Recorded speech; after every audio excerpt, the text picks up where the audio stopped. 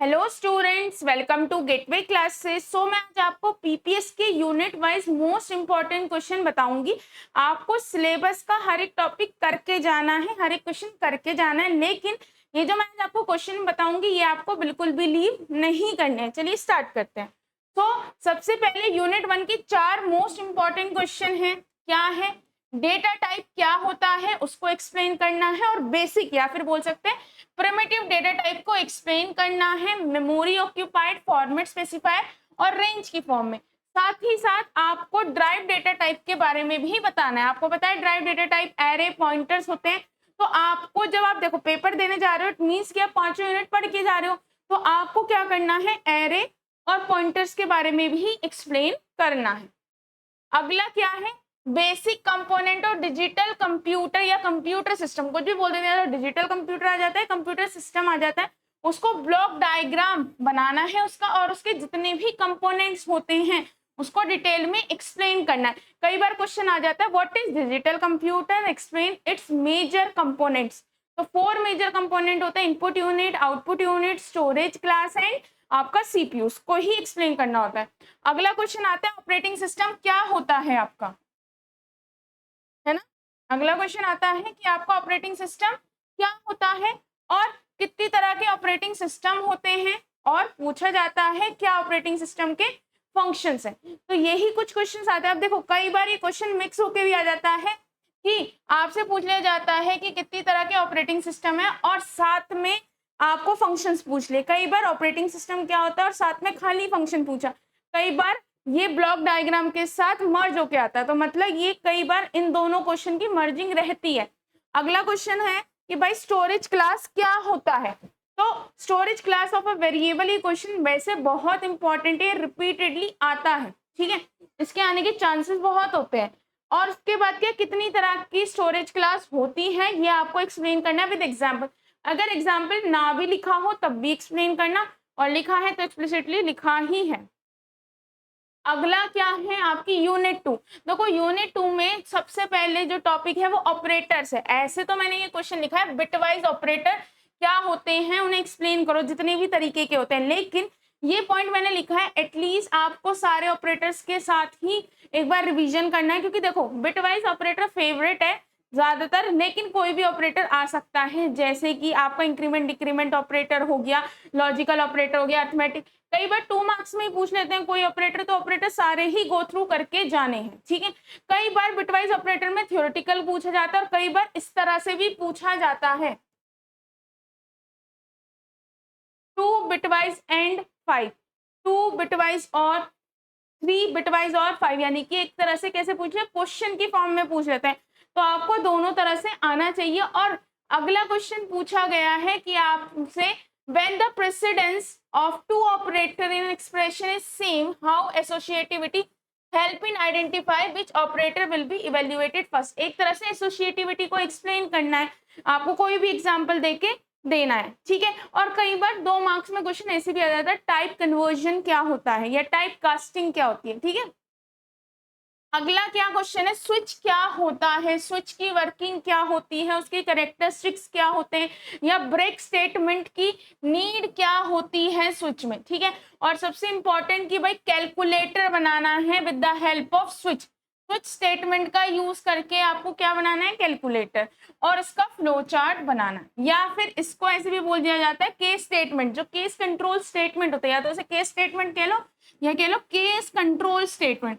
अगर बोला जाता है केस कंट्रोल स्टेटमेंट को एक्सप्लेन करो, इट मींस आपको एक्सप्लेन करना है स्विच को ही, ठीक है। तो इन 2 क्वेश्चन आने के चांसेस होते हैं। अगला क्या होता है, देखो ये कुछ प्रोग्राम्स हैं, प्रोग्राम्स बहुत सारे हैं, लेकिन ये प्रोग्राम्स हैं जो आपको 5 करके जाने, जैसे कि लार्जेस्ट नंबर अमंग 3, ये लास्ट ईयर भी आया था, ठीक है। और इसके साथ में सबके फ्लो चार्ट आपको पता होने चाहिए। बहुत रेयर होता है कि एल्गोरिथम पूछी जाती है, बट एक बार आप गो थ्रू कर लेना। बट ज्यादातर इन यूनिट के प्रोग्राम के साथ फ्लो चार्ट आते हैं, केवल लीप ईयर क्या है, मतलब लीप ईयर है या नहीं, लार्जेस्ट नंबर अमंग 3, और largest number among 3 using conditional operator, इसे कहते हैं ना कंडीशनल ऑपरेटर या टर्नरी ऑपरेटर, या रूट्स ऑफ क्वाड्रेटिक इक्वेशन, या आपने साइड एंटर किया और चेक करना है कि वो इक्विलेटरल है, स्केलर है, आइसोसेलेस है या राइट एंगल ट्रायंगल। ये कुछ 5 प्रोग्राम हैं जो आपको एक बार गो थ्रू जरूर करने। अगला है कंडीशनल स्टेटमेंट क्या होता है, ठीक है, तो ये भी एक इंपॉर्टेंट क्वेश्चन है। तो आपके ये 4 क्वेश्चन मोस्ट इंपॉर्टेंट है, ठीक है। अब अगला आता है आपका यूनिट 3। देखो यूनिट 3 में जो मोस्ट इंपॉर्टेंट प्रोग्राम है वो है मैट्रिक्स मल्टीप्लिकेशन का प्रोग्राम।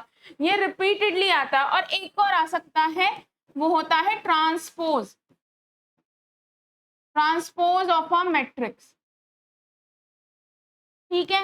ये 2 प्रोग्राम एटलीस्ट यूनिट, देखो यूनिट 3 थोड़ी सी लंबी है, लेकिन एटलीस्ट 7 मार्क्स में ये वाला क्वेश्चन आपको जरूर करके जाना है।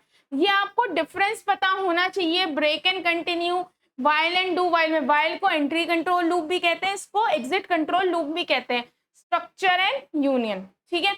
अगला आपको राइट अ प्रोग्राम, देखो इसको मैं दो, ये वाला क्वेश्चन जो है ये कई बार, ये अगला क्वेश्चन है, ये अगला कई बार क्या बोला जाता है, रीड करो size and element of the matrix, कई बार आपसे इनपुट कराने के लिए भी बोला जाता है।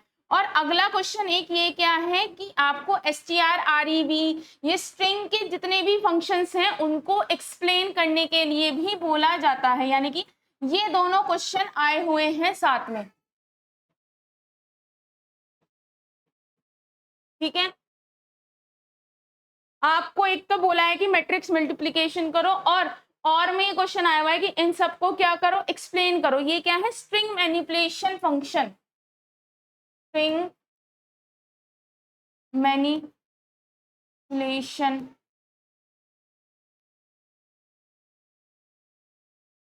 फंक्शंस, ठीक है।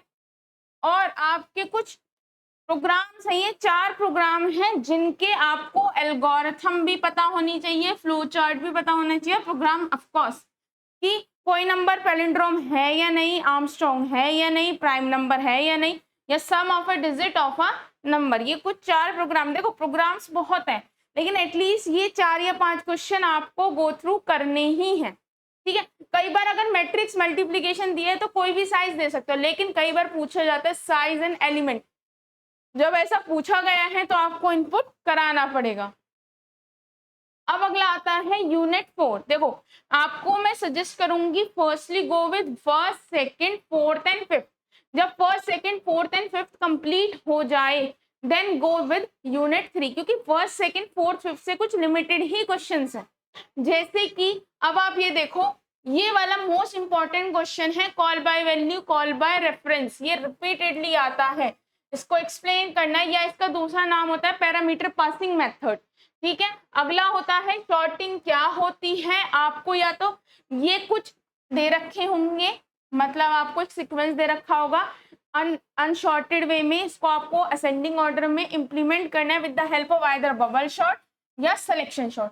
बबल शॉट आ जाता है, कई बार सिलेक्शन शॉट आता है, कई बार रिपीट चलता है, जैसे पिछली बार बबल शॉट आया था तो उस बार सिलेक्शन शॉट आने के चांस पर ऐसा भी हो सकता है कि बबल शॉट आ जाए, तो इसलिए आपको कोशिश करनी है दोनों शॉटिंग जरूर करें, ठीक है।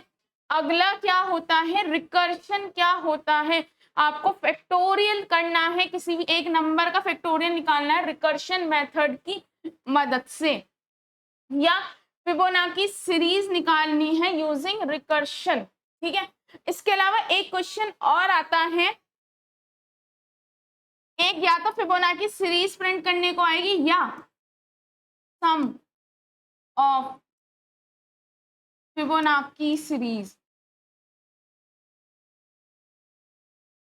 सम ऑफ फिबोनाची सीरीज से मतलब क्या है, देखो फिबोनाची सीरीज क्या होती है, 0 1 1 2 3, ये आपकी फिबोनाची सीरीज है, इनका सम 0 + 1 1 1 + 1 2 2 + 2 4 4 + 3, इसका सम।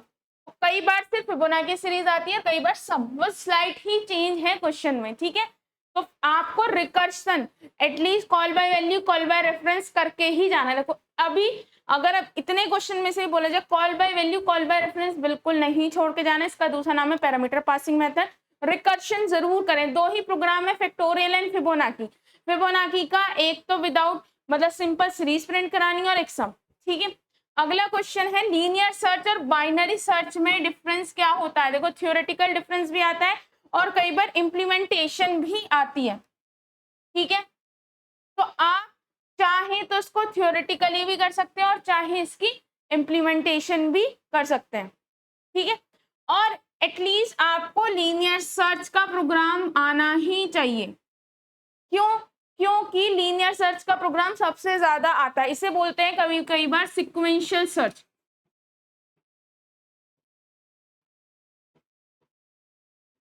ठीक है, अब अगला क्वेश्चन है, देखो ये बिल्कुल थ्योरेटिकल क्वेश्चन है। What is function, what are the advantage of function, what do you mean by function call, function definition, function declaration. Function declaration का दूसरा नाम होता है फंक्शन प्रोटोटाइप। आपको इसको एक्सप्लेन करना है सिंटेक्स के साथ और इसके एग्जाम्पल के साथ। देखो अगर ये 6 क्वेश्चन है, इन 6 क्वेश्चन में से पूछा जाए कि भाई एटलीस्ट मोस्ट इंपॉर्टेंट क्वेश्चन इनमें से भी, तो भाई आपको recursion, call by value, call by reference, ये 2 क्वेश्चन तो होने ही चाहिए।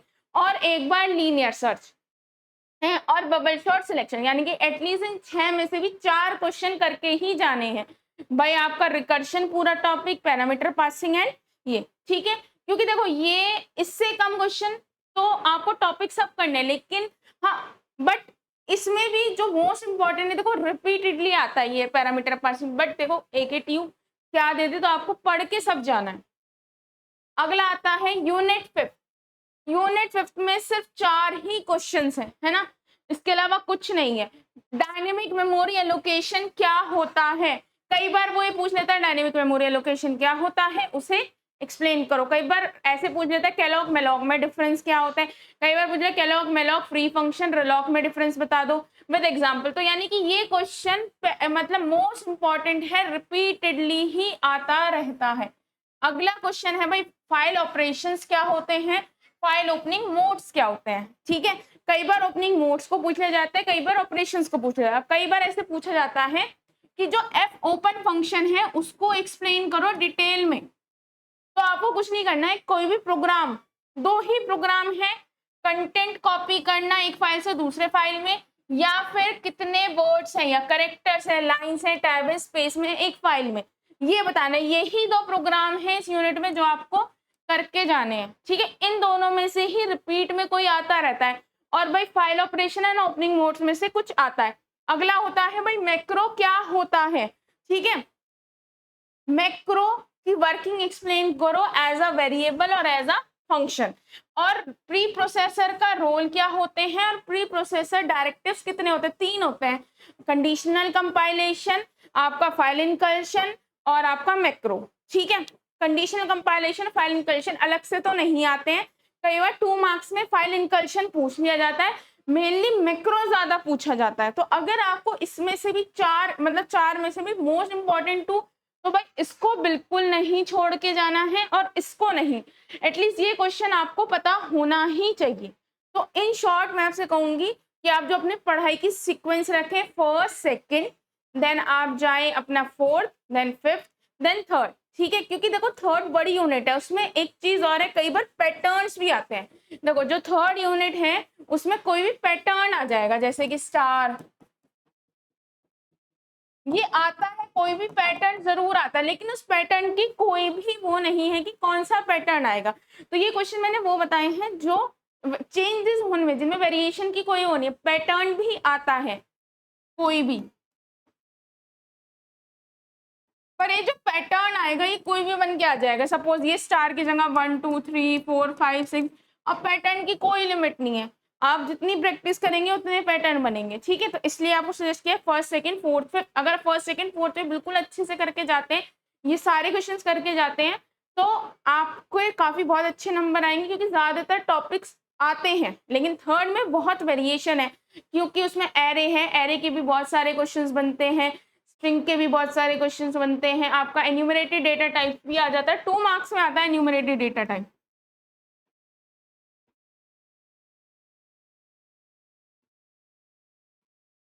ठीक है। तो वो यूनिट में थोड़ा वास्ट है, और प्रोग्राम्स भी इसके अलावा भी बहुत बनते हैं, लेकिन ये पैलिंड्रोम ज्यादा आया हुआ है, आर्मस्ट्रॉन्ग आया हुआ है, तो आर्मस्ट्रॉन्ग 3 डिजिट का आया हुआ है, ठीक है। प्राइम और नॉट, सिंगल नंबर भी पता होना चाहिए और आपका रेंज वाला भी पता होना चाहिए कि एक रेंज के अंदर कितने प्राइम नंबर हैं। ठीक है, तो ये आपका शेड्यूल है आपका पीपीएस के वन शॉट्स का। ठीक है, थैंक यू।